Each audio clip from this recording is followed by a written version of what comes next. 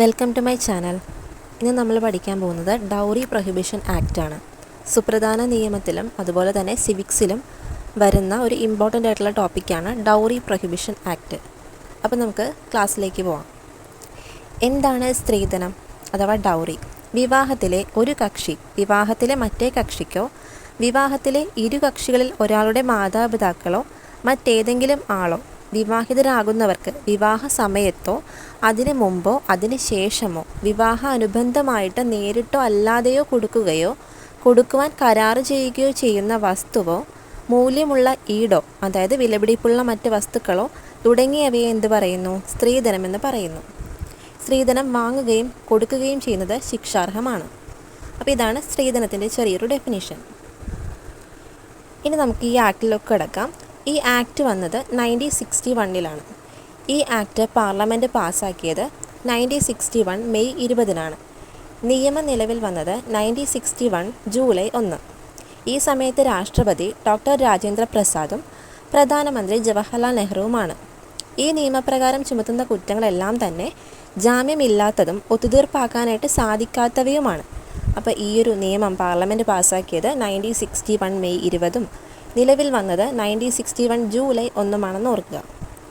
ഇത്രയും കാര്യങ്ങളാണ് ഈ ആക്റ്റുമായിട്ട് ബന്ധപ്പെട്ട് പഠിക്കാനുള്ളത്. ഇനി ഇതിൽപ്പെട്ട പ്രധാനപ്പെട്ട കുറച്ച് വകുപ്പുകളുണ്ട്. വകുപ്പ് 3 എന്താണ്? സ്ത്രീധനം കൊടുക്കുകയോ വാങ്ങിക്കുകയോ ചെയ്താൽ നൽകുന്ന പിഴയാണ്. 4 ആണെങ്കിൽ സ്ത്രീധനം ആവശ്യപ്പെട്ടാൽ അതിന് നൽകുന്ന പിഴയാണ് 4 വരുന്നത്. 4A എന്നത് സ്ത്രീധനവുമായി ബന്ധപ്പെട്ട പരസ്യ നിരോധനമാണ്. അതായത് വിവാഹ പാരിതോഷികമായിട്ടോ അല്ലെങ്കിൽ പ്രതിഫലമായിട്ടോ പത്രങ്ങളിലോ അല്ലെങ്കിൽ മാധ്യമങ്ങളിലൊക്കെ എന്ത് ചെയ്യുക, ഈ വസ്തുക്കളും മറ്റും മൂല്യവത്തായ മറ്റ് വസ്തുക്കളൊക്കെ പരസ്പരം ഇവർ കൈമാറുന്നതായിട്ട് കാണിക്കുന്ന രീതിയിലുള്ള പരസ്യങ്ങളൊക്കെ എന്ത് ചെയ്യുന്നുണ്ട്? നിരോധിക്കുന്നുണ്ട്. അതാണ് 4A വരുന്നത്. ഇനി 6 എന്താണ്? സ്ത്രീധനം ഭാര്യയുടെയോ അവളുടെ അനന്തരാവകാശികളുടെയോ പ്രയോജനത്തിന് മാത്രമേ ഉപയോഗിക്കാവൂ എന്ന് പറയുന്നതാണ് 6. അപ്പോൾ 3 എന്താണ്? കൊടുക്കുകയോ വാങ്ങുകയോ ചെയ്താൽ നൽകുന്ന പിഴയാണ്. 4 ആണെങ്കിൽ ആവശ്യപ്പെട്ടാൽ അതിന് നൽകുന്ന പിഴയാണ്. 4A പരസ്യ നിരോധനം. 6 ഈ സ്ത്രീധനം എന്ത് ചെയ്യാവൂ? ഭാര്യയുടെയോ അവളുടെ അനന്തരാവകാശികളുടെയോ പ്രയോജനത്തിന് മാത്രമേ യൂസ് ചെയ്യാൻ പാടുള്ളൂ. 7 കുറ്റകൃത്യം തിരിച്ചറിയൽ. 8B എന്നത് സ്ത്രീധന നിരോധന ഉദ്യോഗസ്ഥനാണ് 8B. 9 ചട്ടങ്ങൾ ഉണ്ടാക്കാനുള്ള കേന്ദ്ര സർക്കാരിൻ്റെ അധികാരമാണ് 9. എന്നാൽ 10 എന്താണ്? ചട്ടങ്ങൾ ഉണ്ടാക്കാനുള്ള സംസ്ഥാന സർക്കാരിൻ്റെ അധികാരമാണ്. ഈ വകുപ്പുകളൊക്കെ ഒന്നുകൂടി ഒന്ന് റിവൈസ് ചെയ്യാം. സ്ത്രീധനം കൊടുക്കുകയോ വാങ്ങുകയോ ചെയ്താൽ നൽകുന്ന പിഴയാണ് 3. 4 സ്ത്രീധനം ആവശ്യപ്പെട്ടാൽ. 4A പരസ്യ നിരോധനം. 6 സ്ത്രീധനം ഭാര്യയുടെയോ അവളുടെ അനന്തരാവകാശികളുടെയോ പ്രയോജനത്തിന് മാത്രമേ യൂസ് ചെയ്യാൻ പാടുള്ളൂ. 7 കുറ്റകൃത്യം തിരിച്ചറിയൽ. 8B ഒരു ഉദ്യോഗസ്ഥനാണ്. ആരാണ്? സ്ത്രീധന നിരോധന ഉദ്യോഗസ്ഥനാണ്. 9 ചട്ടങ്ങൾ ഉണ്ടാക്കാനുള്ള കേന്ദ്ര സർക്കാരിൻ്റെ അധികാരം. 10 ചട്ടങ്ങൾ ഉണ്ടാക്കാനുള്ള സംസ്ഥാന സർക്കാരിൻ്റെ അധികാരം. അപ്പോൾ ഇത്രയും കാര്യങ്ങൾ ക്ലിയർ ആയിട്ട് പഠിക്കാം. നെക്സ്റ്റ് ആണ് കുറ്റങ്ങളും ശിക്ഷയും. ഏതൊക്കെ കാര്യത്തിന് എന്തൊക്കെ ശിക്ഷയാണ് കൊടുക്കുന്നത്? ഇപ്പോൾ സ്ത്രീധനം ആവശ്യപ്പെട്ടാൽ 6 മാസം മുതൽ 2 വർഷം വരെ ശിക്ഷ കിട്ടുന്നു. 10,000 രൂപ പിഴയും കിട്ടുന്നുണ്ട്. അപ്പോൾ ഈ സ്ത്രീധനം ആവശ്യപ്പെട്ടാൽ ശിക്ഷ കിട്ടുന്ന അല്ലെങ്കിൽ പിഴ വരുന്ന വകുപ്പ് ഏതായിരുന്നു? 4.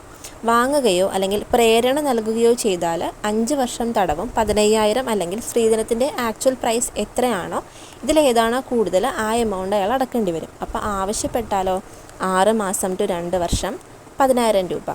വാങ്ങുകയോ പ്രേരണ നൽകുകയോ ചെയ്താലാണ് 5 വർഷം തടവ് അല്ലെങ്കിൽ 15,000 രൂപയോ സ്ത്രീധനത്തിൻ്റെ ആക്ച്വൽ എമൗണ്ട് അതിൽ ഏതാണോ കൂടുതൽ ആ പൈസ. പരസ്യ നിരോധനം നമ്മൾ പറഞ്ഞായിരുന്നു 4A ആണ് അതിൻ്റെ വകുപ്പ്. 6 മാസം മുതൽ 5 വർഷം വരെ തടവുണ്ട്. ഇത് പ്രീവിയസ് ആണ്. 15,000 രൂപയാണ് പിഴ. 6 മാസം മുതൽ 5 വർഷം വരെ തടവ്, 15,000 രൂപ പിഴ. സ്ത്രീധന മരണം അത് IPC സെക്ഷൻ 304B കൊടുക്കുന്നത്.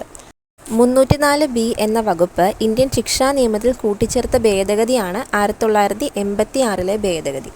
അപ്പോൾ ഈ സ്ത്രീധന മരണം അത് സംഭവിക്കുകയാണെങ്കിൽ 7 വർഷം തടവും അല്ലെങ്കിൽ ജീവപര്യന്തവുമാണ് ലഭിക്കുക.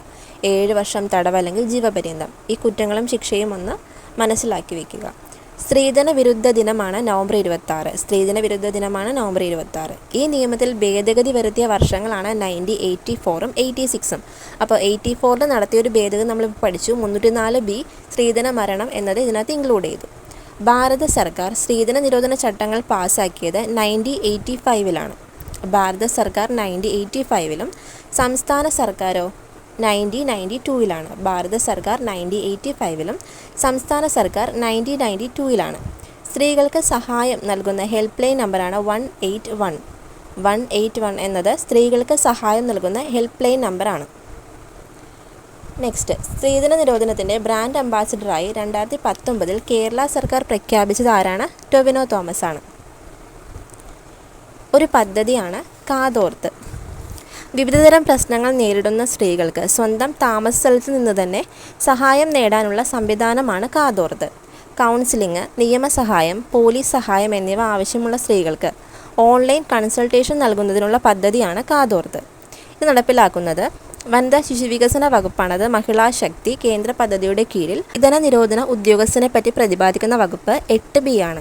സ്ത്രീധന നിരോധന നിയമവുമായി ബന്ധപ്പെട്ട് കേന്ദ്ര സർക്കാരിന് ചട്ടങ്ങൾ നിർമ്മിക്കാനുള്ള അധികാരം പ്രതിപാദിക്കുന്ന വകുപ്പ് 9 ആണ്.